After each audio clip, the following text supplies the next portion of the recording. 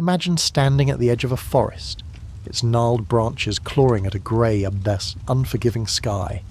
The air hums with whispers of danger, and your heart thumps as you grip your bow, knowing the king's men could be watching.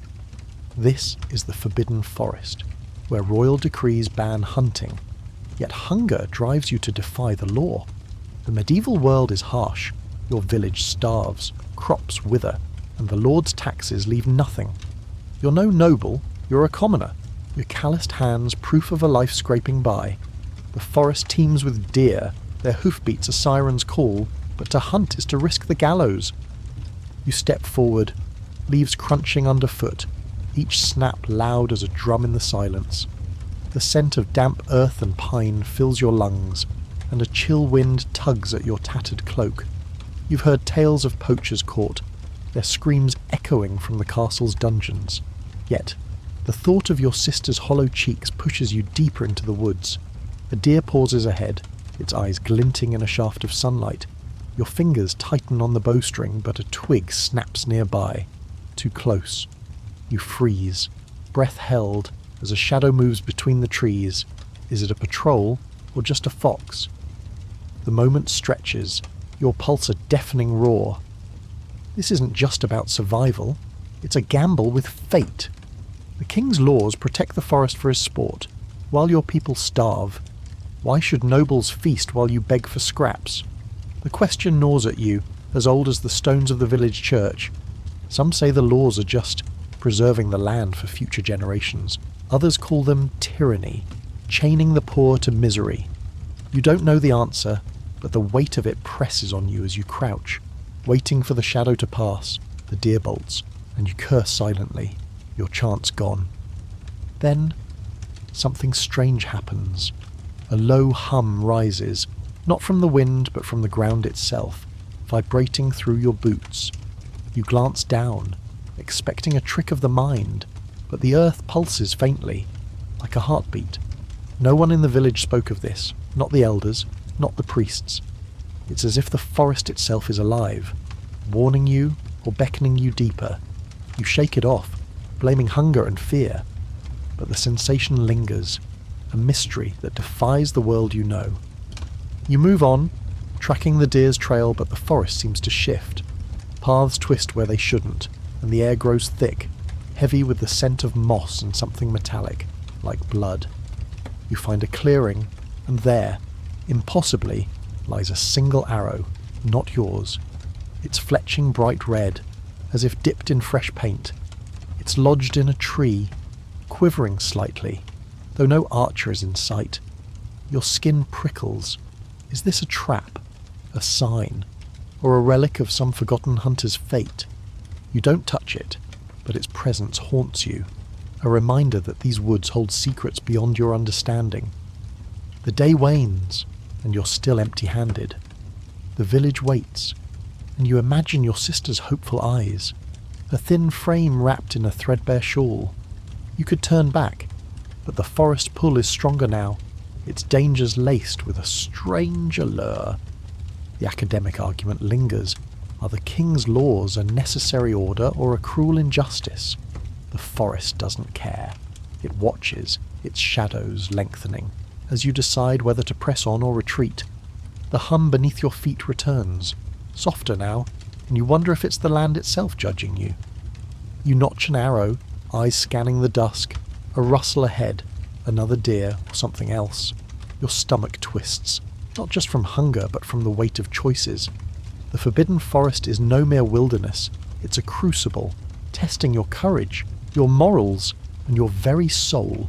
You step forward, the path ahead uncertain, the red arrow's image burned into your mind. Moonlight spills through the forest canopy, painting the ground in silver patches. You crouch low, your breath shallow, as the forbidden woods hum with night's restless energy. The king's patrols are sharper after dark, their torches flickering like predators' eyes, but hunger drives you to hunt when the world sleeps. Your bow is steady, but your heart races, each rustle of leaves a potential betrayal.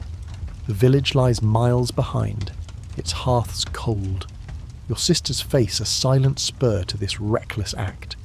Night hunting is forbidden, doubly so in these royal lands. Yet the deer move freely under starlight, and you mean to claim one. You glide between trees, your boots soft on the moss, the air sharp with pine and frost. The forest feels alive, its shadows shifting as if watching. You've learned its tricks since your last venture, the way paths twist, the hum beneath the earth. But tonight, you're bolder, driven by the memory of that red arrow and the deer that slipped away. A faint trail leads you deeper, hoofprints fresh in the damp soil. Your fingers graze the bowstring, the familiar tension grounding you against the night's uncertainties. A sound stops you, a low, rhythmic thump, not hoofbeats but something heavier. You duck behind a gnarled oak, peering into the gloom. A figure moves, cloaked, carrying a sack that clinks softly. Another poacher. You squint, but the figure vanishes into the mist, leaving only the echo of their steps. The strangeness unsettles you. No one hunts these woods but you, or so you thought. The village whispers of ghosts, but you've never believed, until now, when the air feels charged, as if the forest guards its own secrets. You press on, the deer's trail clearer now. The moral weight of your actions tugs at you. Is it theft to take what the king hoards, or justice to feed the starving? The priests call poaching a sin, yet the nobles feast while your people gnaw on roots. The argument is old, etched into tavern rants and church sermons. But here, in the dark, it's personal. You're no philosopher. But the question lingers.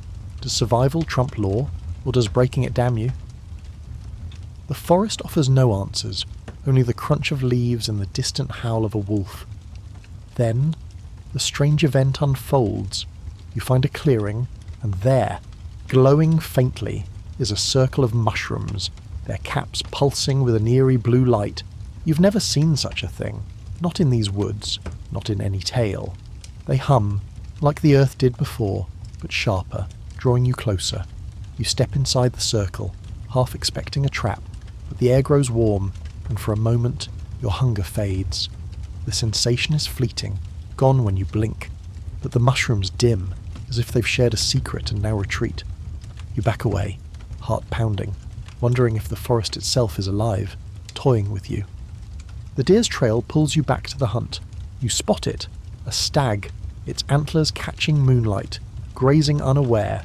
Your arrow is nocked, your aim true, but the cloaked figure's memory nags.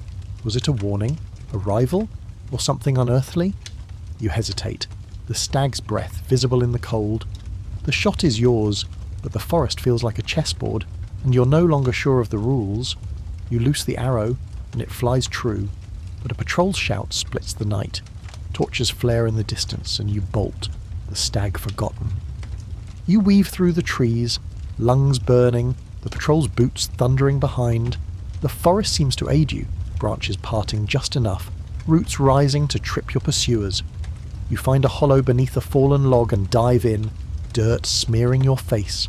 The torches pass, their light grazing your hiding spot, and you lie still. The mushrooms glow, lingering in your mind. The night grows quiet, but sleep won't come. You're safe, for now. But the forest's mysteries deepen, and the question of right and wrong feels murkier than ever. The forest's chill seeps into your bones as you set another snare, your fingers stiff from cold and haste. Moonlight barely pierces the dense canopy, and the memory of last night's patrol lingers, their shouts still echoing in your skull. You're deeper in the forbidden woods now, driven by the stag that got away and the glowing mushrooms that haunt your thoughts. The village feels like a distant dream, your sister's hunger a constant ache in your chest. You've outwitted the king's men once, but each hunt tightens the noose around your neck. Still, you loop the snare's cord, praying for a rabbit or fox to ease your family's want. You move carefully, the air thick with damp moss and the faint tang of iron. The forest hums again, that strange pulse beneath your boots, but you ignore it. Focused on survival. Your snares are clever, hidden in brambles, baited with scraps, but the woods are unpredictable, as if they shift to spite you. You check an older trap, its rope frayed, and curse under your breath. A twig snaps behind you, and you whirl, bow half drawn, but it's only a falling branch. Your nerves are raw, the line between hunter and prey blurring with every step. Then, disaster strikes.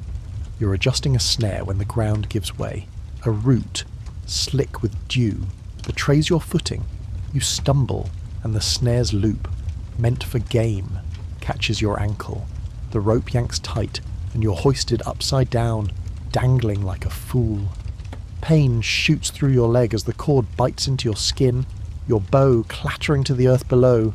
Blood rushes to your head, and the forest spins, its shadows mocking your plight. You, the hunter, have become the hunted, trapped by your own cunning. The irony stings as you sway. The rope creaking, hours pass, or so it seems. The night growing colder, your knife is just out of reach, and each twist makes the knot tighter. The forest watches, its silence heavy, and you wonder if this is judgment for defying the king's laws. The question gnaws. Are these laws a shield for order, or a chain on the desperate? The village priest would say, your sin invited this, but the nobles' feasts mock such piety.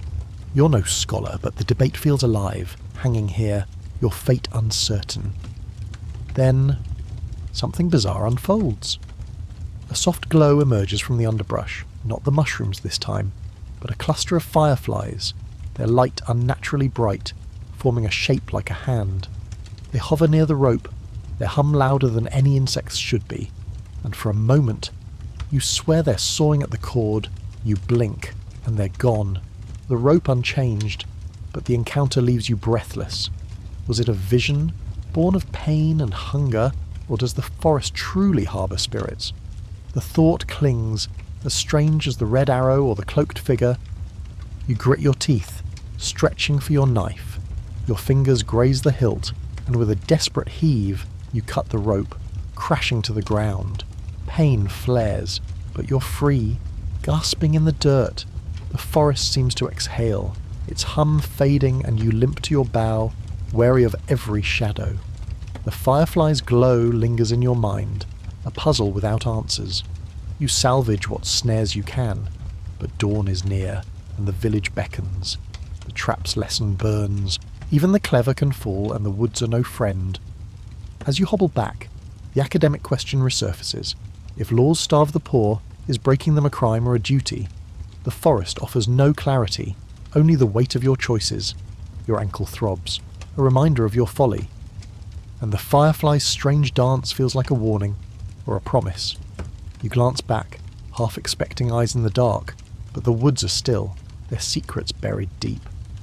Dawn breaks over the forbidden forest, its light weak through a shroud of mist. You limp through the underbrush, your ankles still raw from the snare's bite, the village no longer a safe haven. The patrols are closing in, word of your night hunts is spread, and the king's men won't forgive a poacher twice. You've chosen exile over the gallows, a life alone in these woods, where the hum of the earth and the memory of fireflies keep you company. Your bow is your only ally, your tattered cloak a thin shield against the cold. The forest is both refuge and prison, its vastness swallowing you whole. You find a hollow beneath a massive yew, its roots curling like a cradle. The air smells of wet bark and decay, and you set to work, carving a shelter with your knife. The task is slow, your hands aching, but the rhythm steadies you. Hunger gnaws, but you've learnt the forest's secrets. Edible roots, berries that don't poison. A stream nearby gurgles, its water sharp with minerals, and you drink deeply, the cold stinging your throat. The solitude is heavy, your sister's face a fading ghost in your mind. You wonder if she's eating, if the village blames you for their woes. The days blur, each one a dance of survival. You hunt sparingly, wary of drawing attention, your arrows aimed at small game. The forest shifts around you, paths vanishing, trees leaning closer, as if whispering. You've stopped questioning the hum beneath your feet. It's part of you now, like your heartbeat. But the isolation claws at your soul. Is this freedom, or a slower death? The question echoes in the silence, a medieval debate as old as hermits and outcasts. Some say solitude purifies, stripping life to its essence. Others call it madness, the mind unravelling without human touch. You're no monk, but the weight of aloneness presses hard. Then, something strange disrupts the monotony. One night, under a moonless sky, you wake to find your shelter ringed by tiny, polished stones, arranged in a perfect spiral. They glint faintly, though no light touches them, and their smoothness feels unnatural, as if shaped by hands not of this world. You search for tracks, but the earth is undisturbed, no sign of man or beast. The stones hum, faintly, like the forest itself, and you hesitate to touch them, fearing a curse or a trap. Their presence lingers, a riddle that deepens the wood's mystery, joining the red arrow and glowing mushrooms in your uneasy thoughts. You adapt, building traps, mending your cloak with vines. The forest provides, but it demands respect. A squirrel's chatter, the rustle of leaves, each sound is a lesson, sharpening your senses. Yet, the solitude breeds visions. You see shapes in the mist, hear voices in the wind, your sisters among them. The academic argument resurfaces. Does isolation forge strength or break the spirit? The forest doesn't care, its branches swaying in a breeze that carries the scent of rain. You carve a tally on the yew, marking days, though time feels liquid, slipping through your grasp. One evening you spot a hare, its eyes bright in the dusk. Your arrow flies true, and for a moment you're a hunter again, not a ghost. The meat is tough but warm, its juices a fleeting comfort. As you eat, the stone spiral glows faintly in your mind, their purpose unknown. The forest watches, its hum a steady pulse, and you wonder if you're truly alone, or if something else shares these woods, waiting. You bank the fire, the lone flame dancing against the endless dark, and settle into your shelter, the question of solitude unanswered. The forest pulse thrums beneath your boots as you stalk through twilight, your bow strung tight. Weeks of solitude have honed your instincts, but the spiral of stones still haunts you, their eerie glow a silent question. Your shelter under the yew is home now, its roots a frail bulwark against the wild. You hunt to survive, each kill a small victory over the hunger that claws your gut. The air's sharp with coming frost, and the scent of pine mingles with something heavier. Musk, primal, stirring unease. The forbidden woods are no longer just a refuge, they're a battlefield, and you're not the only predator. You track a boar's prints, their deep gouges fresh in the mud. Your knife is sharpened, your arrows fletched with care, but caution rules you. The forest hums louder today, its rhythm off, like a warning. You pause by a stream, its surface rippling under a stray breeze, and kneel to drink. The water's cold bite grounds you, but a low growl shatters the quiet. You spin, bow raised, and there it is, a wolf, massive, its grey fur matted with burrs, eyes burning yellow in the half-light. Its teeth glint, and your heart lurches. You're no stranger to danger, but this beast is hunger incarnate. The wolf lunges, and time slows. You loose an arrow, but it grazes its flank. Useless. Claws rake your arm as you dive aside, pain flaring hot. The forest spins, leaves crunch, branches snap, and you scramble for your knife, the bow lost in the chaos. The wolf circles, its breath steaming, and you're prey now. The hunter's role reversed. Blood drips from your arm, the metallic tang sharp in the air. You slash wildly, nicking its muzzle, but it's relentless, driven by a starvation that mirrors your own. The fight is brutal, your strength waning until you drive the knife deep into its side. It yelps, staggers, and collapses, its eyes dimming as the forest falls silent. You slump against a tree, gasping, your arm throbbing under torn cloth. The wolf's corpse lies heavy, a grim trophy. The question rises, unbidden. Who truly rules nature? You, with your tools, or the wild, with its raw power? Medieval scholars debated man's dominion over beasts, some claiming divine right, others seeing nature as God's untamed will. You're no learned man, but the wolf's blood on your hands feels like an answer, or a challenge. The forest hums again, softer now, as if approving the outcome. Then, the strange event unfolds. As you bind your wound with strips of cloak, a shadow moves, not a beast, but a shape, humanoid, flickering at the edge of your vision. It's cloaked, like the figure from your night hunt, but its edges blur, as if woven from mist. You blink, and it's gone, leaving only a single black feather on the wolf's corpse, its sheen unnatural, like polished obsidian. No bird in these woods carries such a mark. Your skin prickles. The feather's weight heavier than it should be when you tuck it away, a new mystery to join the stones and mushrooms. You drag yourself back to the yew, the boar's trail forgotten. The wolf's attack has shifted something. The forest feels wilder, its rules less certain. You clean your wound by the stream, wincing at the raw flesh, and rebuild your fire, its crackle a small defiance against the dark. The academic debate lingers. Is nature yours to conquer, or are you merely its guest and spared by whim? The feather rests in your pouch, its presence a quiet goad, urging you to question the wood's secrets. Night falls, and you lie under the yew. The forests hum a steady pulse.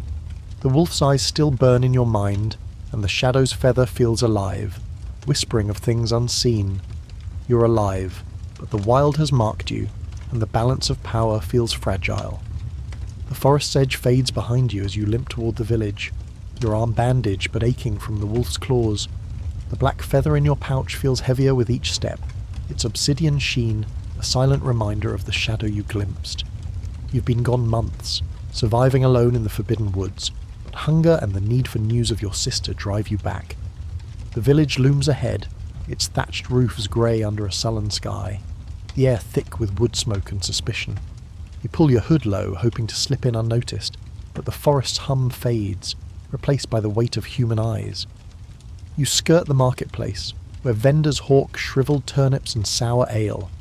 Whispers follow you, your name, spoken like a curse.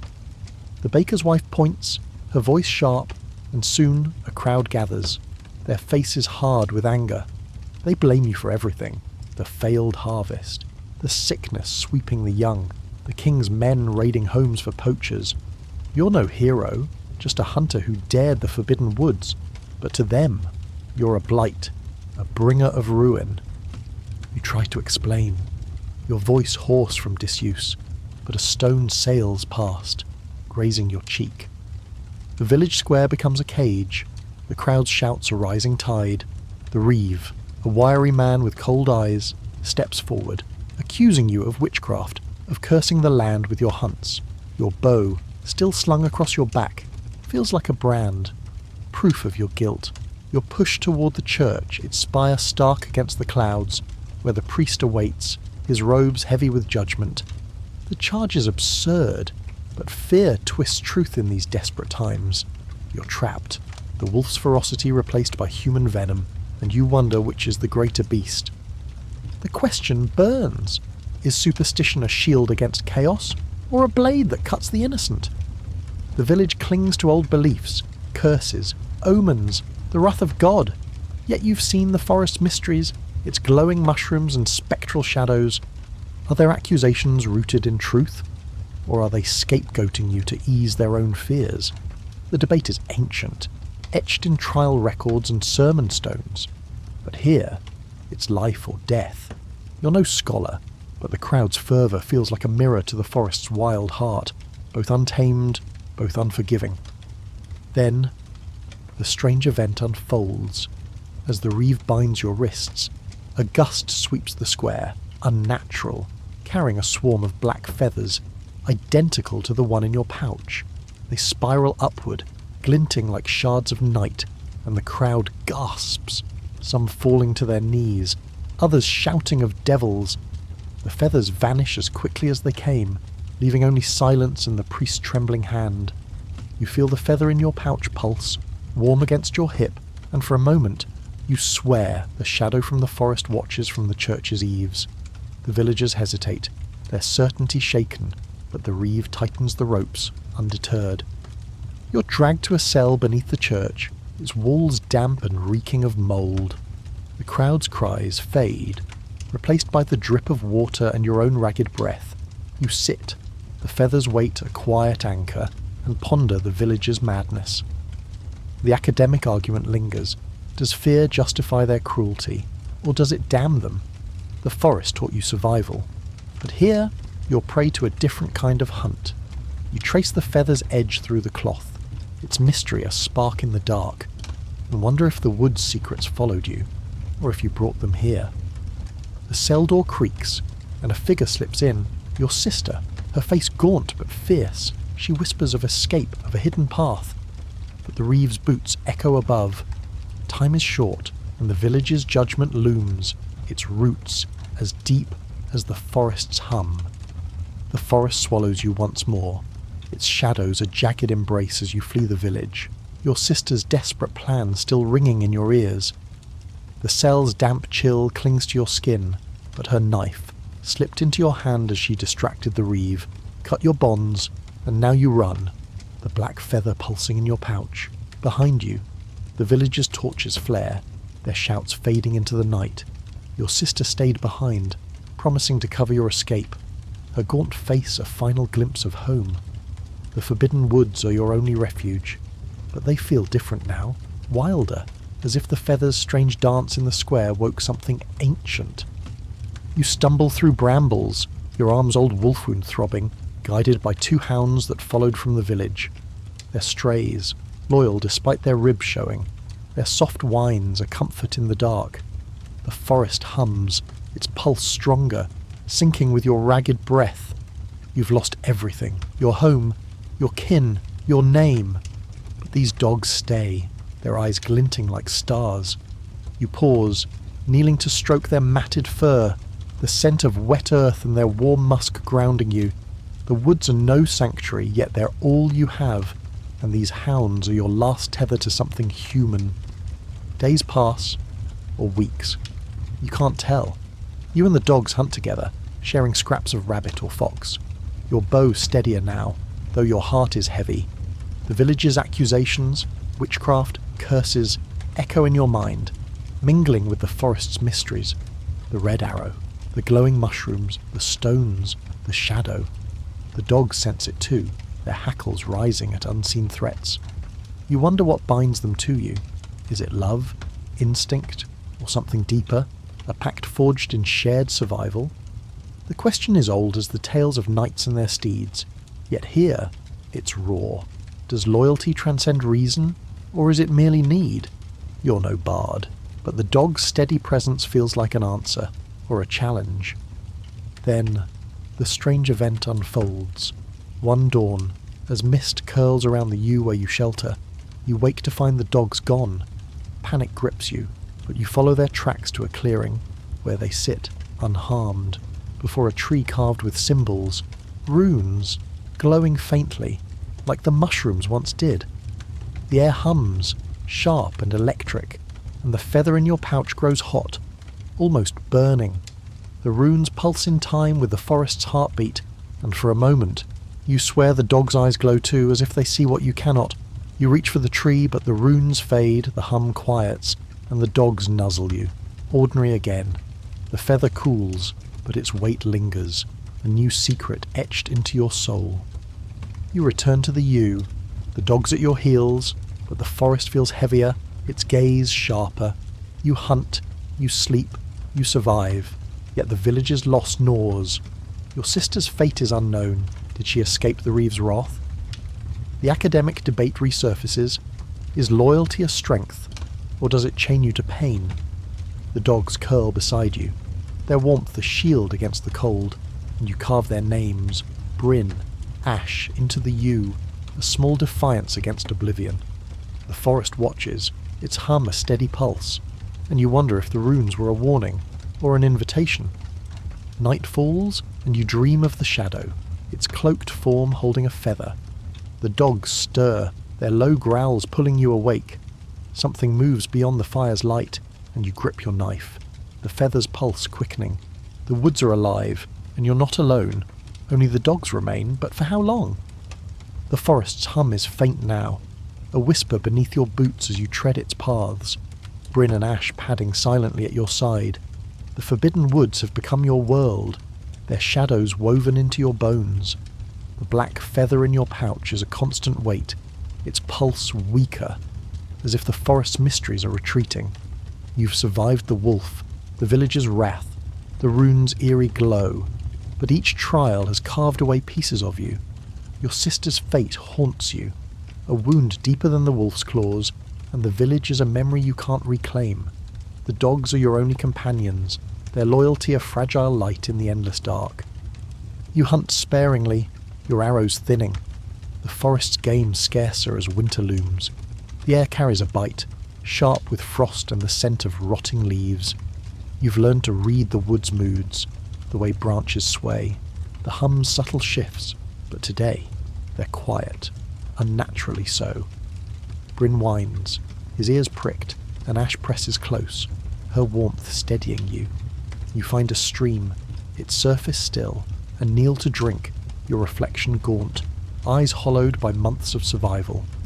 The feather stirs, a faint heat, and you wonder if the shadow still watches, its cloaked form a spectre in your dreams.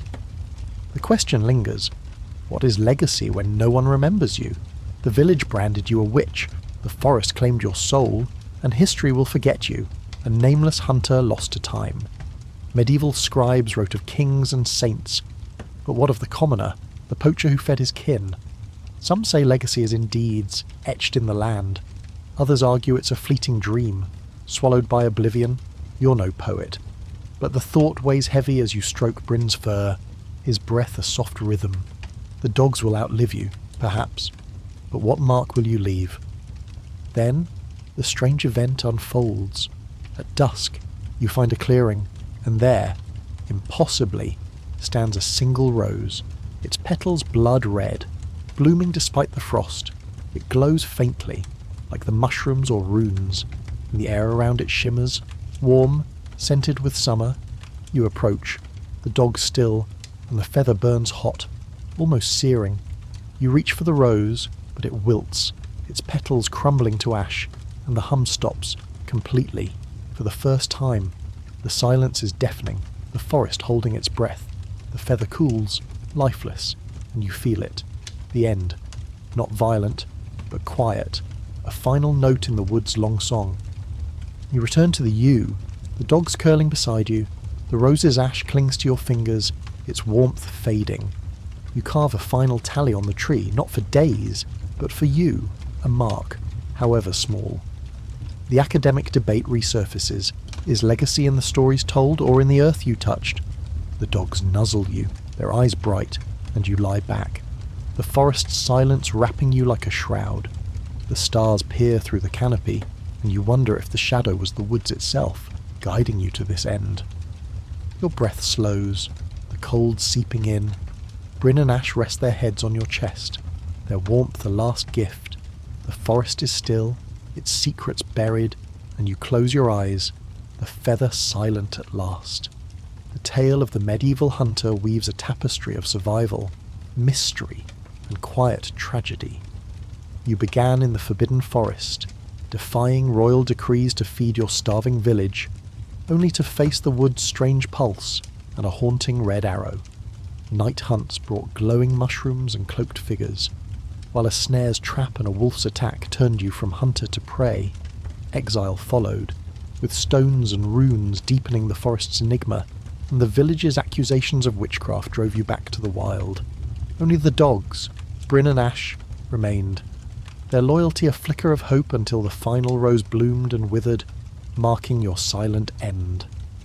The story probes timeless questions: law versus survival, nature's power, the weight of solitude, and the fleeting nature of legacy, leaving you to ponder if the hunter's mark endures in the earth or fades with the wind.